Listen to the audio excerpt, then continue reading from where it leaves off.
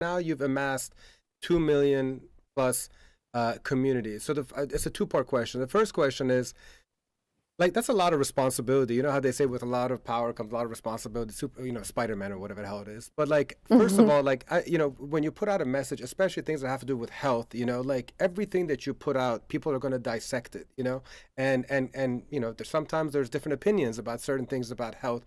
How have you been able to like handle the pressure of having 2 million people that are criticizing you, analyzing you, and just a responsibility as a pharmacist and a health professional to convey these important messages? Like I've had people make videos on YouTube just to like talk bad about me about a video I've done that have gotten hundreds of thousands of views. Like these are like big YouTubers that and that's kind of what their whole channel is like, trying Hmm. to put some As but they say in Farsi, "Cher to pert." But go ahead. I don't know how good your Farsi is, but okay. that it's mediocre. What does that mean? "Cher to pert" means like trash TV, trash content.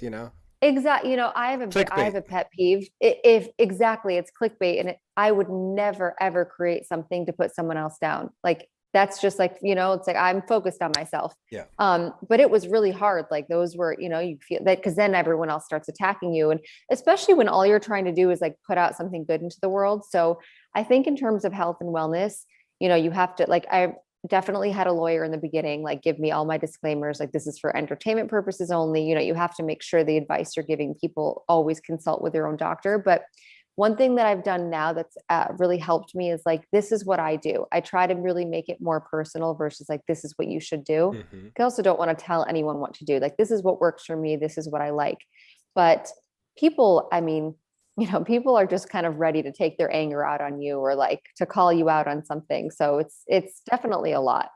Well, so I feel like you've kind of become accustomed to it, but I'm sure in the very beginning it did kind of bog you down. I mean, I would assume because you're a human. Definitely. Um, like, can you kind of take me to like some of the darker days or some of the things that like you would read, and like again, you're human, so I wouldn't blame you. So like, what would you do to kind of snap out of it and be like, you know what, I can't deal with this. I don't want to deal with it.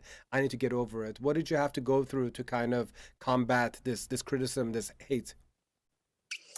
It was usually just like leaning on like family or friends. Like I would get kind of down on it. Like my brother would help a lot. The people in my life like would always, it doesn't matter. And I've definitely become a much more spiritual person over the last couple of years. So in the beginning, it was just seeing it as like, oh, these people, like they're such assholes. Like what, it was always putting them down. Whereas now, don't get me wrong, it's still like a zing, especially when someone points out something you're already insecure about. Like that's hard, and someone's just like digging at you. But now I've really shifted for the most part to like, this person is so unhappy.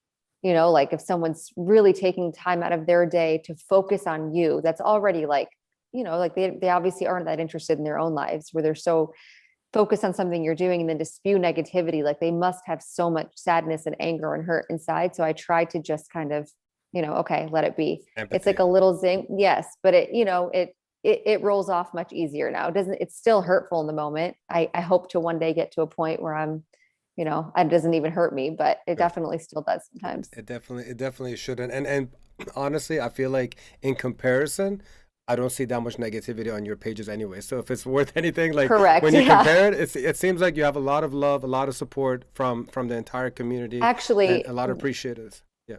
you saying that is a good point because that was one thing that would always you're so focused on yourself and you're like, oh my God, everyone's going to read this. Hmm. This is so like embarrassing. And then you go, everyone has it on their own page. No, you know what I mean? Like everyone's getting it. So no one's as focused on you as you think. So you mentioned spirituality, and I was watching also something that you not that you have a surprising friendship with this individual, but I was surprised that this person was so zen, and that is Russell Simmons, a hip hop mogul. Yeah. And it's you had such a great conversation with him, and you were sharing something, and his messaging was, or his message to you was so profound, so calming. Tell me more about spirituality. It doesn't have to be about Russell, but in general, how has spirituality helped you? How has he perhaps helped you? I don't know about the whole backstory, but I know you were friends at the time, so share some more information. Yes, Well, I think my family's technically Muslim, but I didn't grow up with any religion. Mm. Even growing up, like everyone around me was Catholic. I would go to church with my friends sometimes if I was spending the night at their house. Like, I always believed in a God, but never really had anything organized. And Russell and I first met because we met at a party because he was wearing a yoga, hot eight yoga t-shirt, which was where I just started going to yoga. So I talked to him.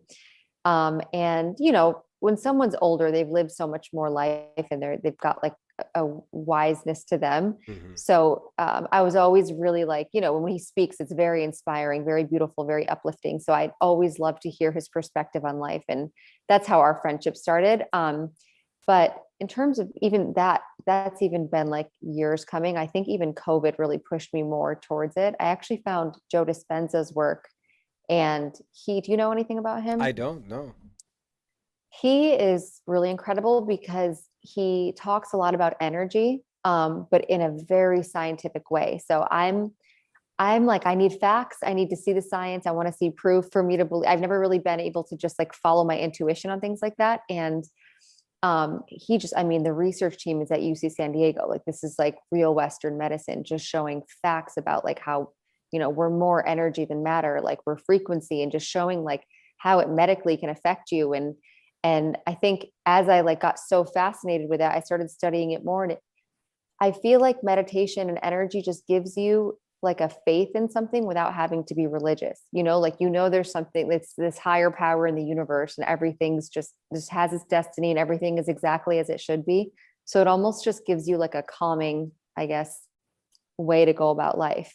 Yeah, and I think that recently you speaking of calming and probably a lot of spirituality, you did 1 year off of social media, at least to some degree, Yep. and then, if I'm not mistaken, you did like a silent retreat, which for me is like, holy crap, how the hell does anybody do that? Especially Yeah. somebody like you who is like living off of this connectivity. So, tell people first of all exactly how this past year was, and especially the silent retreat, and then your experience and what came out of it. So I actually was the reason I took a break was because I just found myself not really happy with like my work, and it wasn't fun anymore. And like I was obsessed with my work in the beginning, and I felt like it felt like a little bit more of like a rat race. Like I had to get this many posts up here, and I wasn't connecting to the content. I guess like it was almost like I was kind of transitioning into more of what I do now. And actually my boyfriend was like pushing me, and this is like his world, like he knows so much about it. And I was like, everyone's going to forget about me, I can't take a break. And he really kind of calmed me, and he's like, I promise you, you could take 2 years off and like your life is going to be fine, like just do what you have to. Like, so at first it was like, I'm just going to take 2 months off and come back. And then 2 months just like turned into a year where every time I went to go back and do it, it was like pulling teeth. I didn't want to do it. So I guess I just kind of listened to and I got a lot of anxiety at certain points, like, am I missing the mark? Everyone else is like out there hustling. What am I doing? But I just kept listening to my intuition to not do it. And I actually went in January to Joe Dispenza's week long. He had like a 7 day Oh wait, hold on. advanced I do retreat. know Joe No, Dispenza. Now, yes, he's got a wife and a couple kids that just he recently had. That what it- no, he has grown kids. Okay, maybe I missed it, but now the name actually sounds familiar. But okay, sorry to cut you off.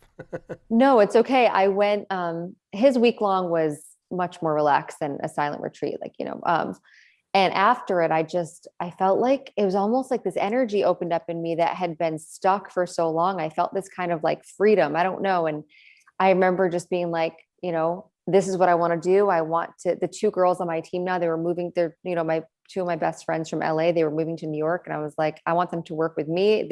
I was so clear, and just got like re-inspired and started. And it was amazing. So now I'm like more excited and inspired than ever to just kind of rebrand in like a more authentic way. And, it really didn't do anything. Like you think a year off is going to be a big deal. I'm right back to where I was, like I'm moving along, and it really gave me a detachment from my phone, which has just been the best thing ever. Like it could be in the other room and I don't care. But you actually did like a multi-day complete silent retreat too, like no talking or what? Yes. How long was that? So that was so after I did the Joe Dispenza, like he teaches you how to meditate. There's one meditation we do for 4 hours, And I was like, oh, this 10-day silent retreat is going to be so easy. Like I'm a pro at this point. And I wanted to do it because I had heard other people do it. And then I was like, I'm so hooked on Joe's meditations. I don't want to I don't want to like stick to one person. Like I Mm. don't want, I want to be able to do my own thing.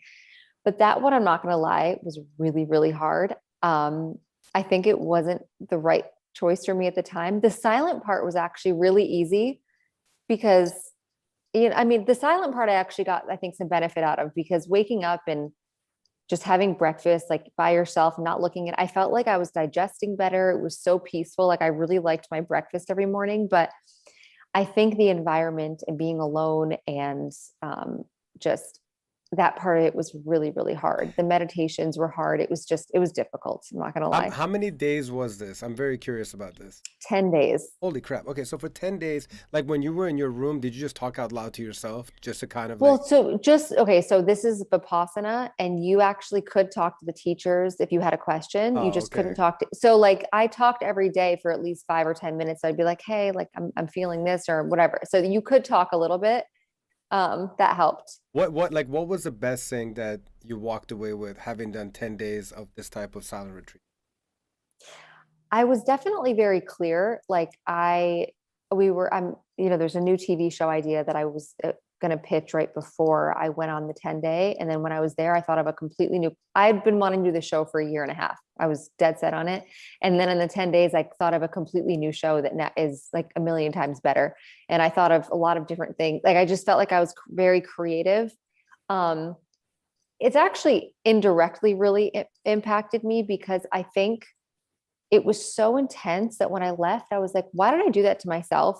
And I think I was like, I don't need to be so rigid on myself. Like, I don't like, why did like, why not just like do a 3-day or something? Like, why did I feel like I had to go to this 10-day thing? So as of right now, I'm still waiting for other benefits to pour in, but it was really intense. I wish I had something more insightful to share from that. No, that's fine.